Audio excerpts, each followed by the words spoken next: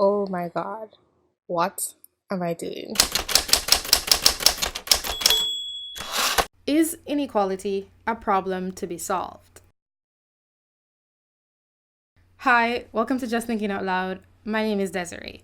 In the world, there is inequality between nations and within nations, between states, between different age cohorts, between individuals in a classroom, between individuals within a family.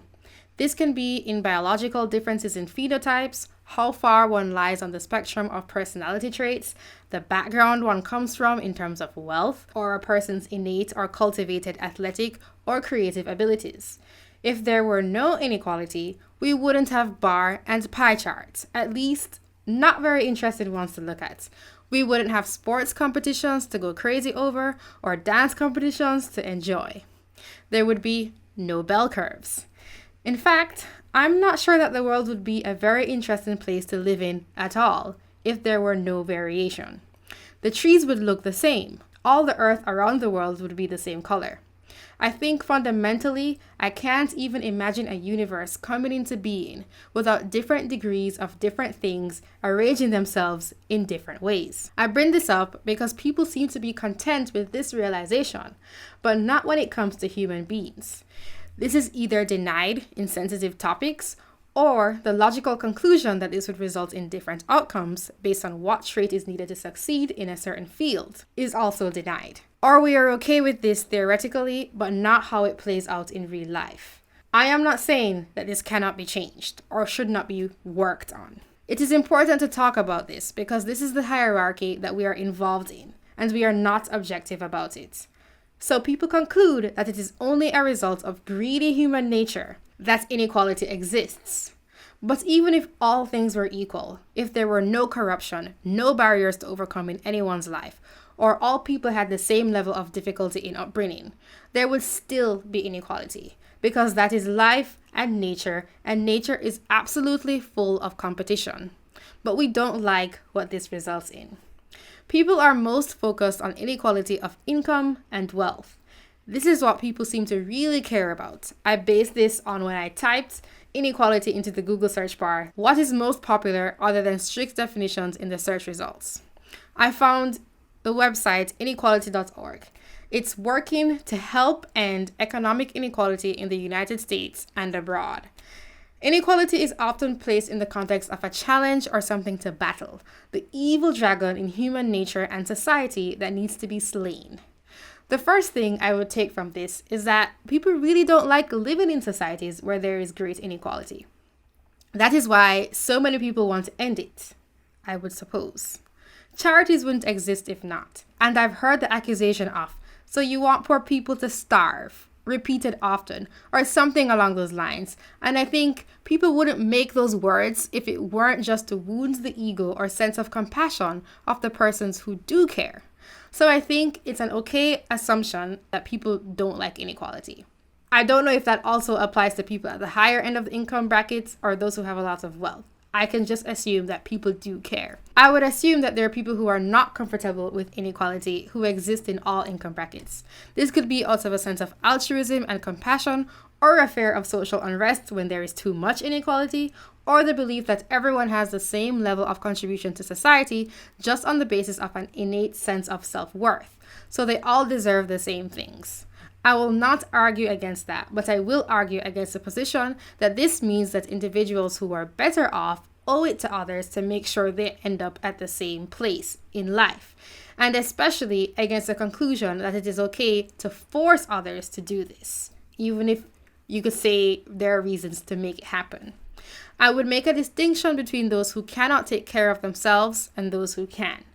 But people require resources to exist. We feed on things. We are expensive. And those who make a lot of money, I personally think can help others. But I still don't think others should be forced to subsidize the existence of other people. I am going to have to make the statement many times that I am a big fan of charity. I was involved in charity throughout high school in Jamaica in a big way. I have had others help me before when I needed it. This is not a polemic on the less fortunate or those in need of help. I just think that people are unwilling to face the reality of how fundamental inequality is to existence. I see nothing wrong with trying to change it to make it better for others if that is what you would like to see. But I think equality may not be possible in terms of outcomes. And I disagree with certain methods of trying to get there. Seeing as we are all born with varying levels of talents and traits, and we cannot control our initial circumstances, one could say that certain people or groups are not deserving of their income and wealth. But how is it possible for us to tease apart who is lucky and who works hard? Who was simply predisposed to a certain gift or skill due to genes or environment? Or who made certain decisions that led them down a path that others didn't? Can we say that no matter what our varying traits, levels of productivity, or talents, we are each unique and contributing equally to the whole? I don't think we can. Every part is important, but persons are rewarded based on how much value they are providing to others. I am not saying that human life isn't of value in and of itself, but when it comes to the interacting with others, especially those we don't consider kin or a part of our in-group, this is what persons do in general, both persons well off and those who are not. They exchange their value. How can someone decide how much is the limit to the amount of wealth someone can earn? From an economic standpoint, in a free market society, people are rewarded based on how productive they are, or their income directly correlates to how much they are producing or how much value they are providing to others. So I don't think we can talk about deserving and the rearranging of funds, particularly those handed over voluntarily. If we can establish that inequality is inevitable, but most people are uncomfortable with that inequality, and it could possibly be reduced, the next question is, how can it be mitigated? I think people can get involved in charity, but I think the best way is to encourage the development of skills and abilities that will result in people not needing the help of others. In desperate situations, people may need immediate help, but long-term solutions are the best bet.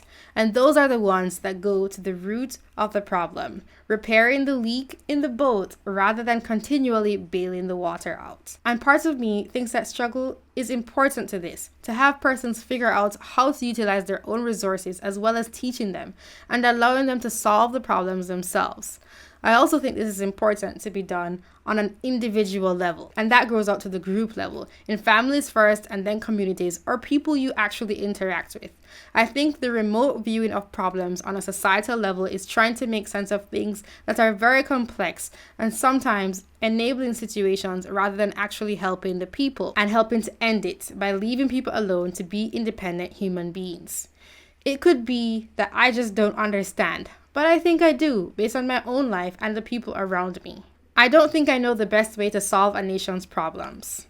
At least not yet. Maybe one day I will become quite arrogant. I really hope not.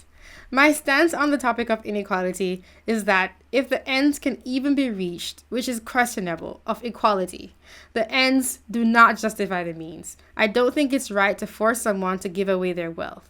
You can try to persuade them. I think if you want to have a society that gets along with each other, it's important to cultivate a sense of unity and care for others. This does not have to show up only in the face of a common threat. But aren't you doing the opposite if you are forcing this on others?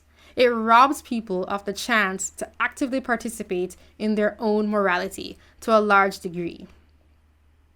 This doesn't stop people from doing more, but it does limit them acting on their own behalf. This is because of the removal of choice. Well, then you say that this leaves others with less means or talents to the mercy of everyone else, to find jobs, for example.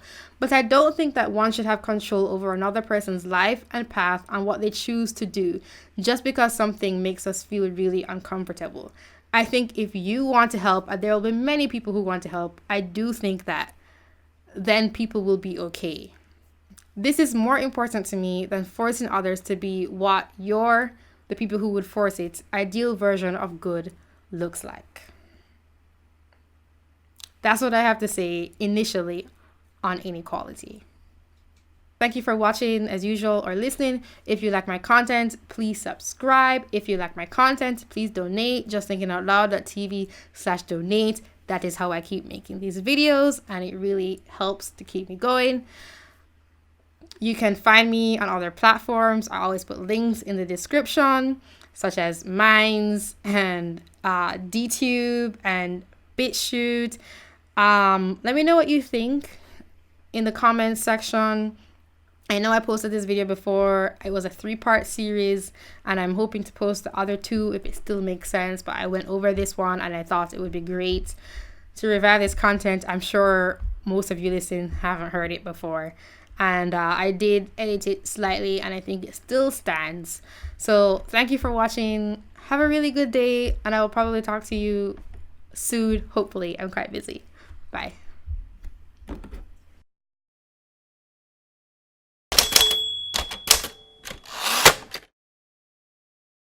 This video is a redo of a video that I did over 2 years ago.